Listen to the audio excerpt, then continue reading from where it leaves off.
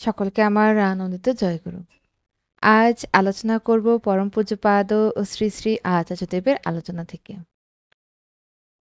প্রাতে প্রার্থনান্তে বড় নাটমণ্ডপে আচার্যদেব বলছিলেন, কালকে উঠার পর রুমে গিয়ে অমিয় সাইরে বইটা পুরোটা পড়ছিলাম। ওতে একটা জায়গায় শান্তির মা একজনকে বলছে, আপনি ঠাকুরের কাছে চান কেন? আপনার ছেলে আছে, তার কাছে চাইলে পারেন। তাতে তিনি বলেন, আমার ছেলের কাছে চাইতে লজ্জা করে। তখন শান্তির মা বলে, ঠাকুরের কাছে চাইতে লজ্জা করে না? বলেন, না, ঠাকুরের কাছে চাইতে আমার লজ্জা করে না। ঠাকুরের কানে কথাটা গেছে। ঠাকুর শান্তির মাকে ডেকে বলছেন, তুই ওকে ওই কথা বললি কেন? ও মনে ব্যথা পেল। তখন শান্তির মা বলে, শাস্ত্রে বলে, গুরুর কাছ থেকে নেওয়া পাপ তাকে দিতে হয়। ঠাকুর বললেন, ঠিকই তো, গুরুর কাছ থেকে নিলে পাপ তো হয়ই। আমার কাছ থেকে না নিয়ে চলাই সবার উচিত। তখন শান্তির মা বলে, তাহলে আপনি দিয়ে তাদের পাপে ফেলছেন কেন? তাদের অশুভ করছেন কেন? তাতে ঠাকুর বলছেন, আমার যে দেওয়াই স্বভাব, কেউ চাইলে আমি না দিয়ে পারি না। ওই বইতে দুটো কথা আছে, দেনেদার আর লেনেদার। আবার বলছেন, ওই গ্রন্থের অপর এক অংশে আছে, মার্কেন্ডেয় মুনি শিবের উপাসনা করে, তার মৃত্যুযোগ আসন্ন হতে যম নিতে এসেছে, আর সে তত শিবকে আঁকড়ে ধরেছে।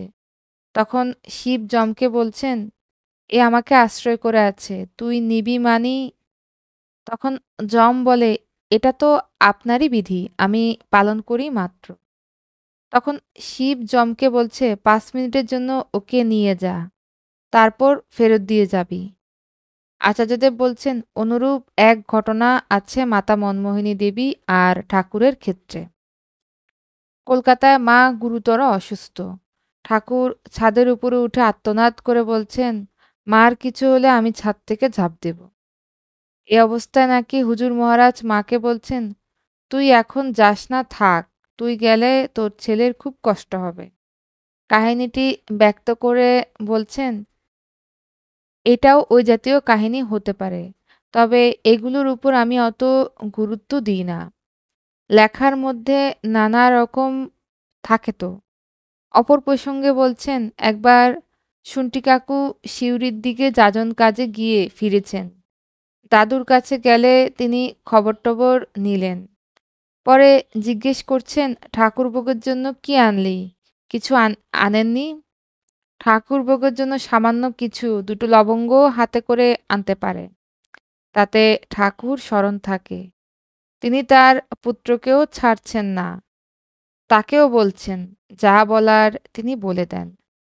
তারপর আবার শুন্টি কাকু সিউড়ি গিয়ে মোরব্বা টোরব্বা এনে ঠাকুরভোগের জন্য দিলেন। একবার দোলের সময় একজনের নাম করে বললেন, উনি সেজ কাকুকে উস্কিয়ে যা ঠাকুরকে রং দেগিয়ে। উনি এই বলায় কমবয়সী সেজ কাকু রং নিয়ে ঠাকুর ঘরে গেছেন। গিয়ে দেখেন সেখানে তার বাবা সিসি বদ্দা বসা, আর চোখ একবারে কড়া করে থাকা।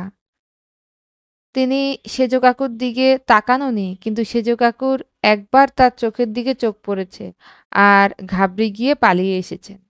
পরে দাদু তাকে ছেলেকে ওই কথা বলে প্রেরিত করেছিলেন। বলেছেন, তুই ওকে ঠাকুরের কাছে ওসব বলে পাঠিয়েছিলি কেন? যদি রং দিয়ে দিত। কাহিনীটি ব্যক্ত করে আচার্যদেব বলছেন, ঠাকুরের ক্ষেত্রে তিনি এসব কখনো বরদাস্ত করতেন না। তাই তাকে তখনই বললেন যে এটা করা ঠিক নয়। আবার অমিয় সাহেরে গ্রন্থের শেষের দিকে এক ঘটনায় বলছেন, গোলাপবাগে বাবা সিসি দাদা কাকাদের উপনয়নের সময় ঠাকুর বড়মার কাছে জামা জুতো ছাতা চেয়ে পরিধান করেছিলেন। বলেছিলেন, আমার নাতির পৈতে এইসব দাও। তার আগে তিনি মাতা মনমোহিনী দেবী গত হওয়ার পর থেকে জামা পরা ছেড়ে দিয়েছিলেন। গ্রন্থটিতে লিখেছে, বাবা সিসি দাদা ঠাকুরকে বলেছেন, তুমি জামা না পরলে আমি গেরুয়া ছাড়ব না। এই ঘটনাটা বিকৃত। কারণ আমাদের পরিবারের এটা সংস্কারই নয় যে গুরুজনকে বলবে তুমি এটা না করলে আমি এটা করব না। ওটা ঠিক ঘটনা নয়। আমাদের কেউই এ কথা কখনো বলবে না। বলবেই না। প্রসঙ্গান্তরে আচার্যদেব গতকাল সন্ধ্যায় তেজ ও ক্রোধের যে সংজ্ঞা দিয়েছিলেন তার খানিক পরিবর্তন করে বললেন, আদর্শকেন্দ্রিকতার বিনীত দৃঢ় প্রকাশ হচ্ছে তেজ, আর আত্মকেন্দ্রিকতার দুর্বিনীত তীব্র প্রকাশ হচ্ছে ক্রোধ।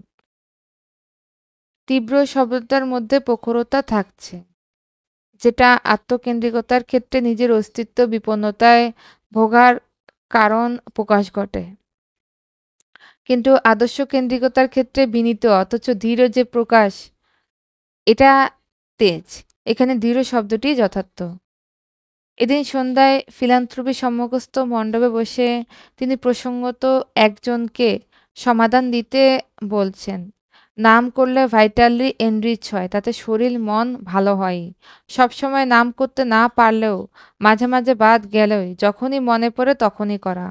তাও না পারলে আমার সব কাজে তাকে সাথে নিয়ে চলা। ঠাকুর তুমি আমার সাথে থাকো, আমি পায়খানায় যাচ্ছি বলা, ঠাকুর আমি তুমি আমার সাথে থাকো। এভাবে খাওয়া দাওয়া, বাজার করা, ব্যবসা, পড়াশোনা যাই করি সব সময় ঠাকুরের সাথে কমিউনিকেট করা, তাতেও হয়। পরম পূজ্যপাদ শ্রী শ্রী আচার্যদেবের আলোচনা এই পর্যন্তই। সকলকে আমার আনন্দিত জয় গুরু।